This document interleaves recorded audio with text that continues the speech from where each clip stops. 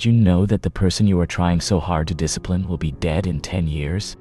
Your current self, with all its stubborn flaws, is not a permanent resident. It is a temporary tenant, and one day, without you even realizing the exact moment, it will simply vanish. This is the quiet, terrifying truth we run from. We spend our lives building a monument to this temporary self, a castle of achievements, accolades, and possessions, stone by heavy stone, hoping it will make us immortal. But castles are sieged. They fall into ruin. They become cold, empty museums for a ghost that no longer lives there. I know because I built one, and I stood in its grand, hollow halls and heard only the echo of my own loneliness.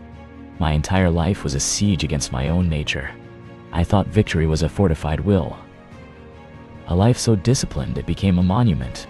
Every checked box was another stone in the wall. Every dollar saved, another turret.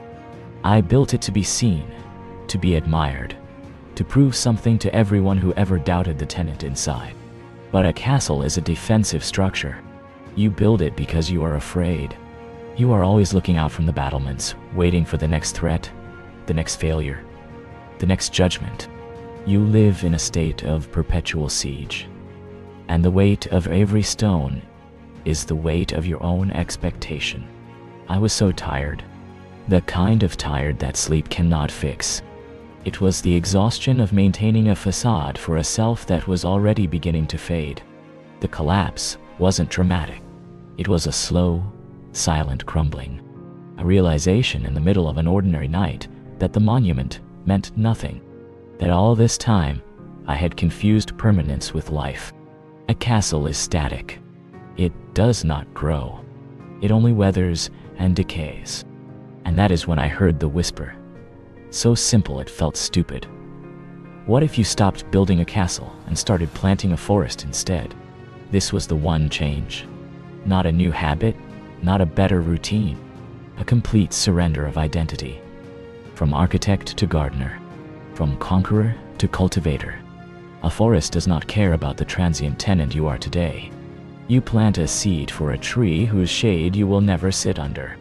You nurture soil you will never own. You are working for a future you cannot control and will not see. This is patience without weakness. It is faith made tangible. You are not hammering stones together in the noisy daylight for applause. You are on your knees in the dirt, in the quiet dawn, doing a work that is invisible. A forest is a living, breathing, growing system. It adapts. It shelters other life. When storms come, it bends. It may lose branches, but its roots grow deeper. It becomes stronger through the very things that would topple a stone wall. This is the irreversible awakening. You shift from building your legacy to planting your contribution. The goal is no longer to leave a stamped name on a cold structure, but to have been a source of life that continues to generate life long after your name is forgotten. The suffering of this path is the ache of silent endurance. There are no blueprints for a forest, only principles. Sunlight, water, good soil, patience. You will not see the canopy for years. You will have to trust the growth is happening underground, in the dark, where it matters most. This is suffering without drama. It is the daily humble return to the soil. Your one change is this. Find your one seed. The one true, small living thing you can put into the earth of your life. Maybe it's a seed of kindness planted in a relationship you've neglected. Maybe it's a seed of craft, a skill you nurture not for a promotion, but for the sheer love of seeing it grow. Maybe it's a seed of peace, planted in the barren soil of your own mind. Just one. Water it. Protect it. Forget about the castle. Let those old walls be reclaimed by moss. Your work now is deeper, more silent, more eternal. The most beautiful forests in the world were planted by people whose names are lost to history. They only knew that the world needed more shade, more clean air, more life than they themselves would ever need. That is a life that outlives you. That is a victory no storm can take. So go on. Be that planter.